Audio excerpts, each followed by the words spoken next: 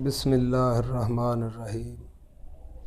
अस्सलामु अलैकुम रहमतुल्लाहि व बरकातहू।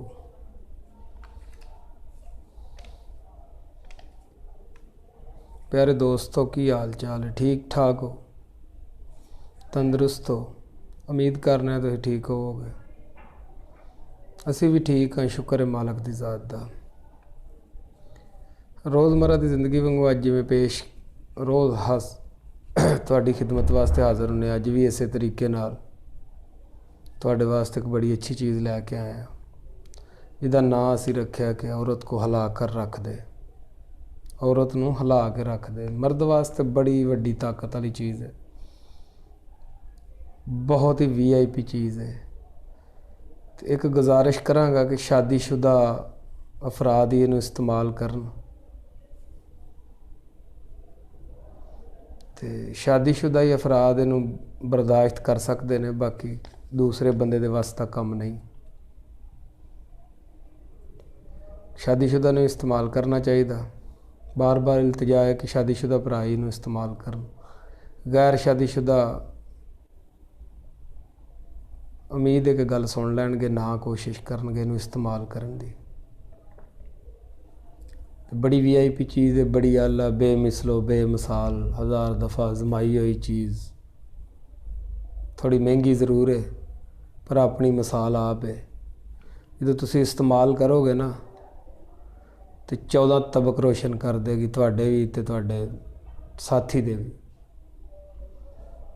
और याद करोगे कि किसी बंदे ने कोई चीज़ सानू ईमानदारी नाल पेश कीती सी और असी इस्तेमाल कीती है और सानू इहदा फ़ायदा होया। और ये चीज़ कम अज़ कम 3 तो 5 दिन तक लगातार रात नूं इस्तेमाल करनी है। तो 6वें दिन की ताकत तुहानू आप दसेगी, बल्कि दूसरे तीसरे दिन ही दसेगी, लेकिन बर्दाश्त करना 5 दिन तक इनू इस्तेमाल करना। 5वें दिन तो बाद फिर तुहानू ये दसेगी कि हाँ भाई तुसी कोई चीज़ बनाई है, खाधी है, और अगला घर भी तुहानू दसेगा कि हाँ भाई वाकई कित्थों आ गई ये ताकतां, एडियां ज़बरदस्त ताकतां कित्थों आ गई। तो बनाओ, इस्तेमाल करो और दुआवां च याद रखो। साडा तो मिशन है तुहाडी खिदमत करना, असी कर रहे हैं। तो तुसी इनू आजमाओ और फ़ायदा लवो, खुद भी फ़ायदा लवो, दूसरे दोस्तों भी दसो। तो ये चीज़ नुस्खा हाज़र है तुहाडी खिदमत इकदस अंदर। तो ये नोट करो तो बनाओ तो इस्तेमाल करो तो फ़ायदा लवो। असगंध नगौरी तुसी लैनी है अध पा,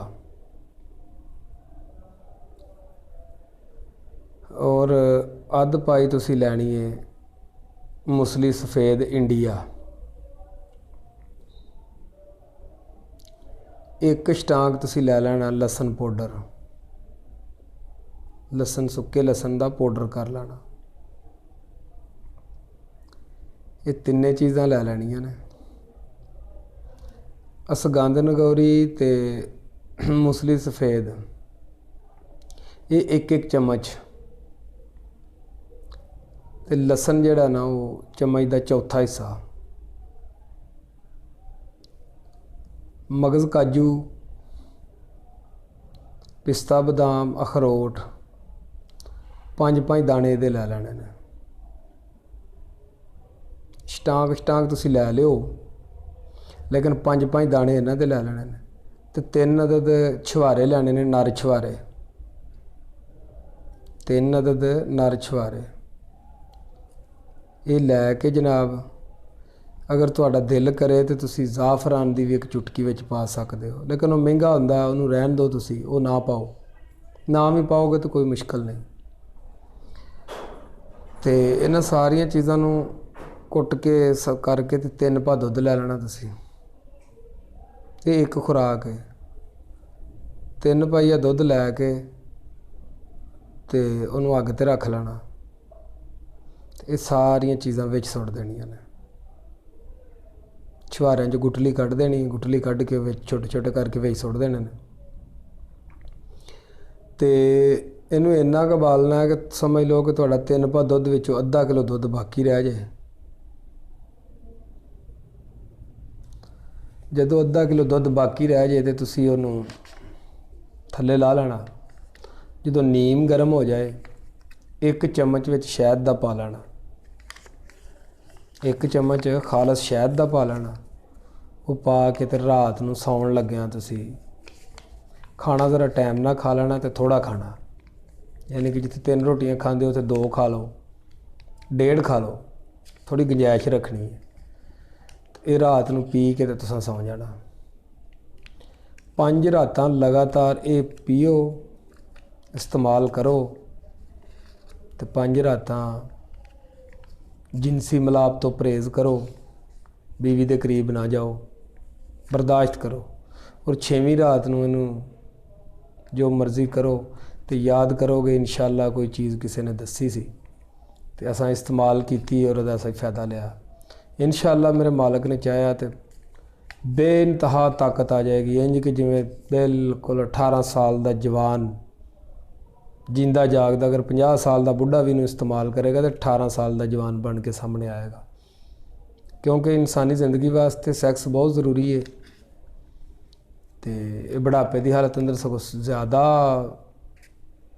ਸੈਕਸ ਨੂੰ ਦਿਲ ਕਰਦਾ, ਕਿਉਂਕਿ ਜਵਾਨੀ ਦੀ ਹਾਲਤ ਹੋਰ ਹੁੰਦੀ ਹੈ ਤੇ ਬੁਢਾਪੇ ਦੀ ਹਾਲਤ ਅੰਦਰ ਬਹੁਤ ਜ਼ਿਆਦਾ ਜ਼ਰੂਰਤ ਹੁੰਦੀ ਹੈ ਬਜ਼ੁਰਗਾਂ ਦੀ ਇਸ ਚੀਜ਼ ਦੀ। ਤੇ ਇਸਤੇਮਾਲ ਕਰੋ, फ़ायदा लवो, दुआवां च याद रखो। अल्लाह निगहबान। इंशाअल्लाह फिर मिलांगे।